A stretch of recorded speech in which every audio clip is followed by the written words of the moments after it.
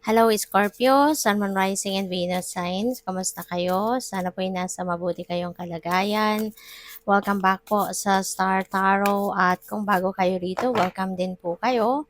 Please subscribe, like, share my videos, and leave me a comment kung naka-resonate po kayo. Thank you. So, tignan natin kung anong mga ganap for Scorpio.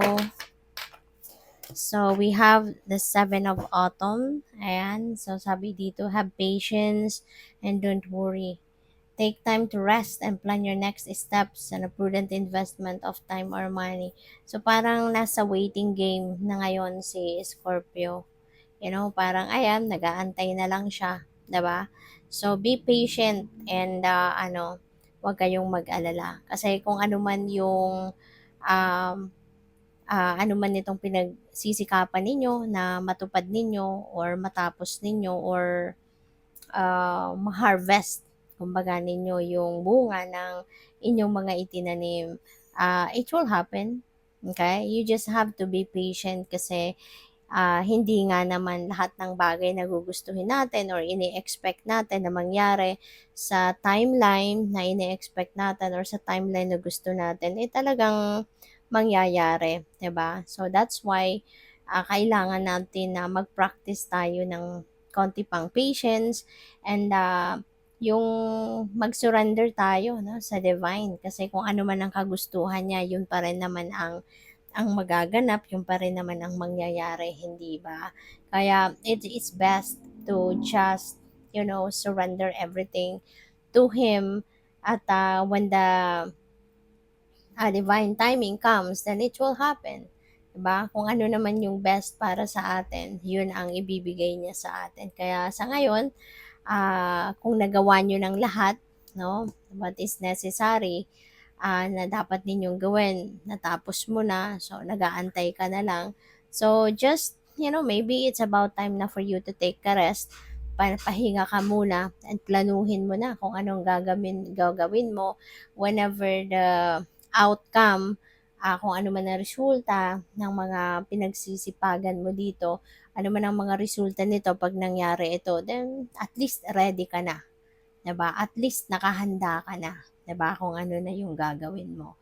Kaya, yun, um, ano ka, it's about time, no? Na siguro, pagplanuhan mo ng mabuti kung ano pa yung, alam mo na, yung mga um, kailangan mong gawin, no? When that comes in. So, we have balance. Ayan. So, siguro kailangan mo muna na ibalik yung balanse sa buhay mo. Kailangan na muna na ibalik mo din yung ano ninyo. Kailangan na ibalik ninyo yung balance. Magbigay kayo ng oras, panahon, atensyon sa bawat area of life ninyo, 'di ba?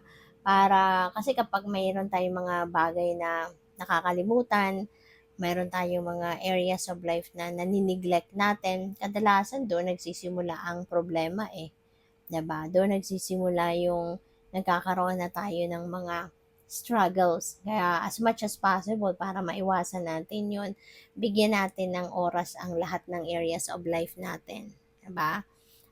Paunti-unti, at least tinitignan natin kung ano na ang mga nagaganap, ano nangyayari, anong kailangang baguhin, anong kailangang i-adjust, yung mga ganun ba. Okay? So, yun. Good luck sa'yo. So, we have the Three of Winter. Ayan. Sa Three of Winter naman, mukhang baka kailangan ninyo rito ng tulong, no?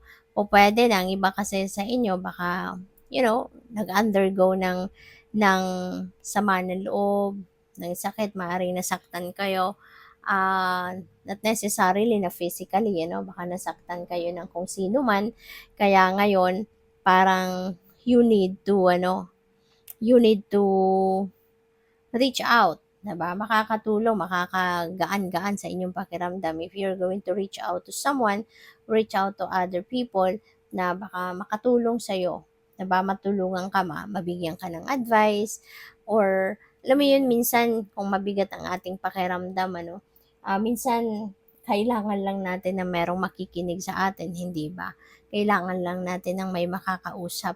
Not necessarily na hihingi tayo ng advice sa kanila, but importante na yung may mapagsasabihan lang tayo. Minsan nakakagaan ng pakiramdam yon na mabigat, no, yung pakiramdam natin. Pero pag may nakakausap tayo, parang ang sarap-sarap sa pakiramdam, 'di ba? Na kahit wala silang advice na ibigay sa atin, yun lang napakinggan tayo, na nailabas natin yung sama ng loob or nailabas natin kung ano man yung um, kung ano man yung mga bagay, no, na kailangan nating ma-event out man lang. Kapag na-release natin yun, 'di ba, nakakagaan ng pakiramdam. Kaya it's really it's really a blessing kung meron tao na nakakapakinig sa atin. So what else? We have the Princess of Winter. Ayan. So parang this could be reminder din para sa inyo na it's always best to be truthful. Unang-una sa sarili mo, maging truthful ka sa sarili mo. 'Di ba? Maging honest ka sa sarili mo na kung ano yung nararamdaman mo, i-honor mo yung ano mo, i-honor mo yung feelings mo, i-honor mo yung emotions mo. Kasi minsan, 'di ba, naaano natin, dinideprive natin yung sarili natin na ma-feel natin yung kunyari, kung masaya tayo, o kung malungkot tayo, ramdamin natin yun kasi that is our feelings, 'di ba? Kumbaga feel your feelings. Minsan kasi yung parang dinideny natin sa sarili natin yun. Ayaw nating maramdaman yun, 'di ba? Kung ano man ang emosyon na yan.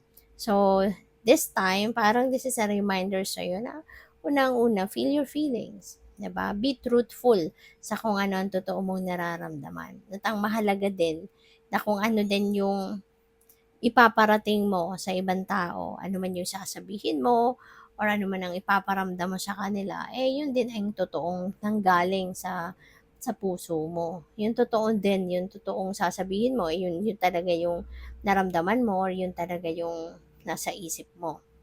And now we have the Six of Spring. This is tagumpay, napakaganda.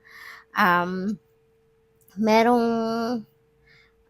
merong mga successes na makakamit kayo. Maaaring yung inaantay mo ditong success or bunga ng inyong pagsisikap, maaaring ito na yun. 'Di ba? This could be it. 'Di ba? Yung success na ito, maaaring ito na yun. So, po pwedeng marami na ang mga taong siguro makaka-appreciate sa'yo sa ngayon, yung galing mo, yung talents mo. So, maaring marami ng makaka-ano sa ngayon, marami ng recognize, kumbaga, sa inyo, sa galing ninyo. At maaari din na ang iba sa inyo, marami na din yung papalakpak sa inyo sa ngayon. Marami nang hahanga sa inyo. 'Di ba? Marami ng taong makakakilala sa iyo, makaka-appreciate ng galing mo, mga talents mo, mga ganyan. At yun, maaaring mabigyan ka dito ng financial reward din. Magkakaroon din ito ng kumbaga baka mabigyan ka ng bonus, 'di ba? Or ng salary increase kung sa kumpanya ito pinagtatrabahuhan mo, gano'n. So, but anyways, all the goodness na pwede mong matanggap na bilang appreciation siya sa'yo ng mga tao at ng pinagtatrabahuhan mo kung sa trabaho ito. So, there are so many beautiful news, 'di ba? Wonderful news na maaaring dadating dito. News of appreciation, no? So, good luck sa'yo. Thank you for watching. Love and light. Namaste.